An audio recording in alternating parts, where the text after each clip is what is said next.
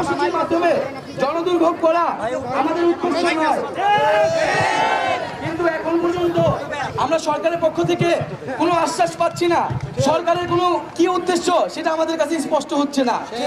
যেখানে মহামান্য আদালতও নির্দেশ দিয়েছেন যে সরকার চাইলে কোটা পরিবর্তন করতে পারে, এবং যেখানে আমরা বলছি যে 18 সালের পরিপত্র নয়, সকল গেটেই কোটা সংস্কারের যে এখতিয়ার সেটি কেবল সরকারেরই এখতিয়ার, এবং আমাদেরকে বলা হচ্ছে আমরা নাকি দাবি পরিবর্তন করছি, আমরা নাকি কার কাছে দাবি করব সেটাও পরিবর্তন করছি।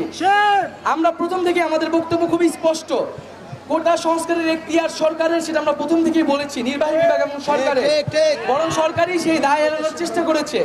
আমরা এখন বলছি যে কোটা সংস্কার বা সেই পরিপত্র কিন্তু বাস্তবায়ন করবে সরকার বা নির্বাহী বিভাগই, কিন্তু আমরা চাচ্ছি আইন বিভাগের মাধ্যমে, জাতীয় সংসদের মাধ্যমে সেটাকে আইন করে যথাযথ বিধিবদ্ধ করার জন্য, যাতে জনপ্রতিনিধিরা এক্ষেত্রে ভূমিকা পালন করে। ফলে আমাদের এই বক্তব্য বা দাবি কিন্তু কখনোই স্ববিরোধী নয়, বরং আমরা যতগুলা দরজা আছে সবগুলা দরজায় যাচ্ছি, এবং আমাদেরকে দরজা থেকে ফিরানো হচ্ছে, এবং এই ফিরানোর পরে তারা আবার বলতেছে আমরা নাকি এক জায়গা থেকে আরেক জায়গায়।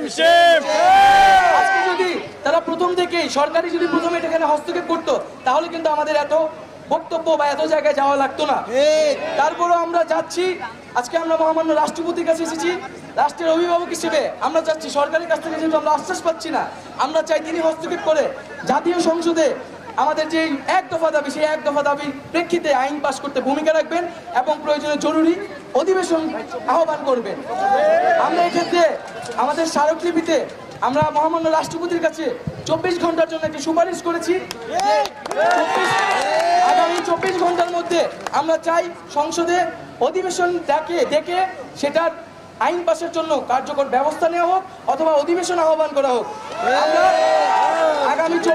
আগামী 24 ঘন্টার মধ্যে এই দৃশ্যমান পদক্ষেপ দেখতে চাই, এবং আমাদেরকে যে দমন করার জন্য পরিকল্পনা করা হচ্ছে, আজকেও কিন্তু আমরা প্রমাণ করে দিয়েছি।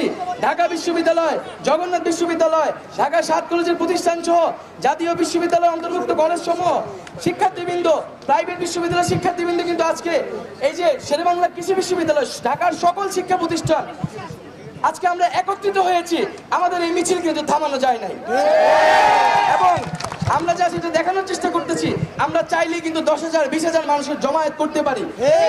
তো আমরা চাচ্ছি না কোনো ধরনের কঠোর কর্মসূচি, কোনো ধরনের জনদুর্ভোগ কর্মসূচি যেতে আমাদেরকে বাধ্য করা হোক। আমরা চাচ্ছি 24 ঘন্টার মধ্যে একটা দৃশ্যমান পদক্ষেপ এবং আমাদের সাথে আমাদের যে দাবি, সেই দাবি পূরণ করা হোক।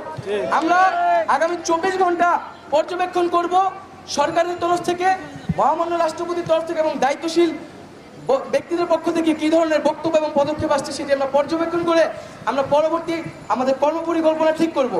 এবং আরেকটি বিষয়, আমাদের নামে যে মামলা করা হচ্ছে, শাহবাগ থানায় অজ্ঞাতনামা মামলা করা হয়েছে। আমরা বলেছিলাম 24 ঘন্টার মধ্যে সেই মামলা প্রত্যাহার করতে হবে।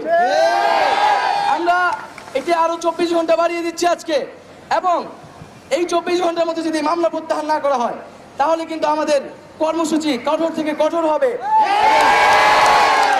এই অন্যায় মামলা দেওয়ার জন্য আমরা কিন্তু আইন শৃঙ্খলা বাহিনীর সর্বোচ্চ ব্যক্তিকে জবাবদিহির আওতায় আনতে বাধ্য হব।